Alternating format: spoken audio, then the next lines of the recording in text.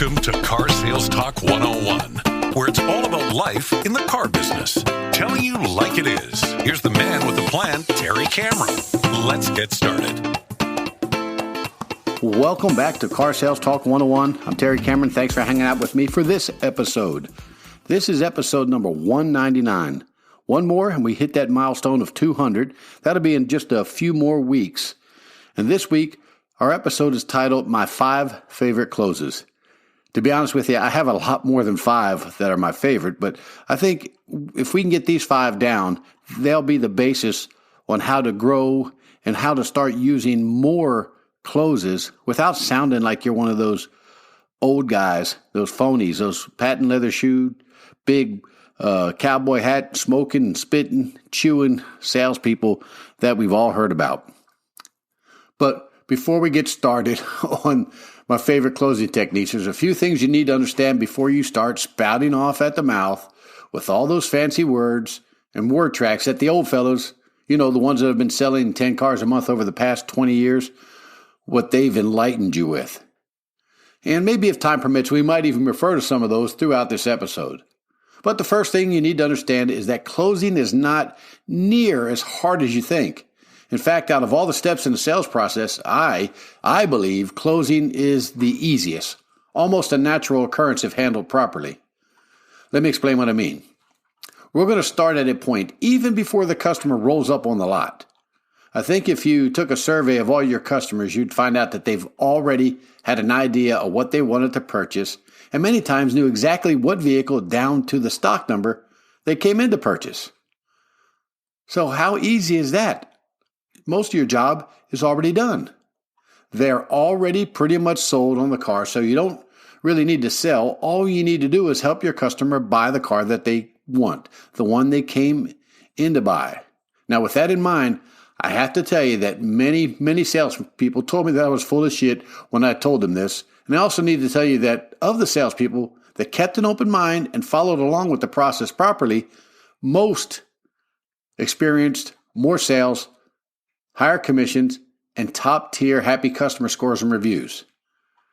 I give credit to this phenomenon to the power of the internet. Depending on what survey you look at, the average number is 80% plus of customers shopped and chose the vehicle they wanted to bust bugs in on the internet.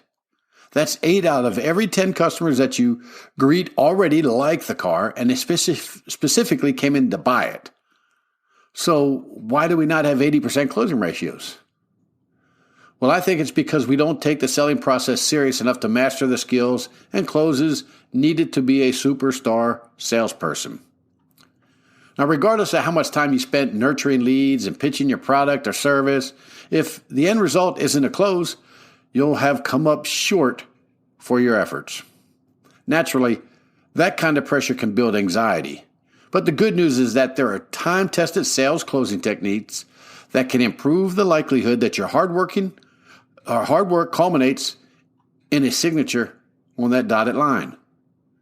And if that last statement has you thinking about cringe-worthy salesperson tactics of a used car dealer, fear not. The most effective sales closing techniques won't leave you feeling like you've conned someone into something.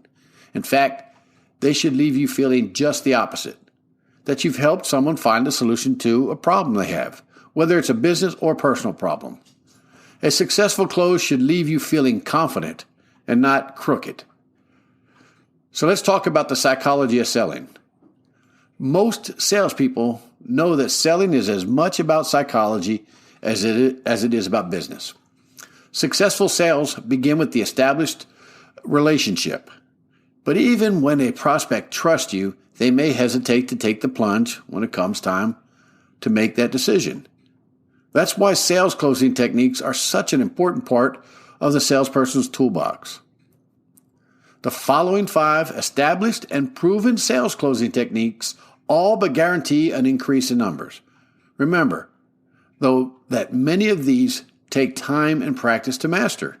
But once you get the hang of them, you'll see what a difference they can make. So let's get started with the first one. The assumptive close. Now, this is one of the more proactive sales closing techniques, and it's to preemptively assume that you're going to close the sale. Myself, I like to picture a movie in my head with me winning in the end every time I go out to greet a customer. Now, this method works in two ways. The first is that it gives you an air of confidence when you greet your prospect, and people are generally more likely to succeed when they feel confident. The second stems from the first. If you seem confident in the close of the sale, your prospect may as well. People are drawn to confidence and positivity. They're more likely to give their money to people who demonstrate these traits and know their product inside and out. Assuming you've closed the deal from the beginning actually has the effect of boosting the prospect's confidence in you, which makes them more likely to give you their money. Number 2 is the open-ended close. Now, the open-ended close is another psychological trick which either results in a close or at least in obtaining more information about what you would need to get that close. It works by asking an open-ended question such as, do you feel like this truck is something that would work for you? If the answer is yes, the sale's closed. If not, you at least have a platform to ask for more information. This is different from asking for the sale directly. If you do that and the answer is almost always a no, you have to now ask why they aren't buying, which isn't the same as asking why the car doesn't solve their problems. The latter part puts a prospect less on the defensive. The personal close, number 3, sales is about relationships and rapport. If you have a good relationship with people, they will often find a reason to buy from you. In this case, the close is the result of your reputation and established relationship with your prospect. If they trust you, they'll buy from you. Or at least 71% of them said so. Now, just be careful with the ones, this one, as it can get a little sticky when you're selling to people like friends and relatives. Don't sell them things they don't need, and don't skip steps in the process. And likewise, don't sell yourself short on your profits by selling through price discounts. The next one is the summary close. This is one of the most common sales closing techniques, and it's simply to sum up the positive things the customer mentioned during the presentation and demonstration steps of the process, such as, you said the navigation system was perfect and the kids would be so comfortable on the trips to grandma's. You mentioned the lumbar support works wonders on your back. It sounds like we found the perfect car for you. So putting all the information into a summary is like collecting all of the important features and putting them into a single box for the customer to see what they've gained. This technique makes customers excited about what they're getting and thus streamlines the close. Not to mention, it helps build value and aids in bumping the customer on payment. Number 5 is, some people call this the reverse psychology close, but I like to call it the takeaway close. This last one is a little more challenging, but it can be very effective when you've got a prospect who's on the fence, especially when it comes to payment. The idea is that people tend to want what they can't have. If a customer seems to like a product but isn't sold on the price or payment, just simply remove a feature or a component of the car from the table. In doing so, not only does it diminish a customer's concern about price, of course, since price would presumably drop, but it also makes the customer want the original offer, sometimes even more.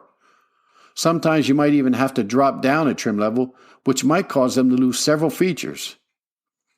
Now, no one likes to be sold, but no one likes to have something taken away either. Okay, so there you have it, my 5 favorite closes. And of course, we all know that there are a few more closes we can use on a pretty regular basis, but these 5 were always handy for me in most circumstances, and I believe that if we all really tried, we'd be pressed to find more than 10 effective closes for almost any situation we might encounter. But if we practice, drilled, and rehearse these 5, and maybe a few more on a regular basis, it would be safe to say it wouldn't take very long to master them to the point where we would be totally comfortable and confident in using them, with the end result almost always being more sales and more income. And with that said, let's make a commitment to practicing them now, day in and day out, and watch your bank accounts grow. And remember, the sky's the limit. And I'll see you soon. Thank you for listening to this week's episode. Please rate it and write a review on Apple Podcast. We appreciate your valuable feedback. You can email Terry at 10minutessalestalk@hot.rr.com. And don't forget to share the show with a friend.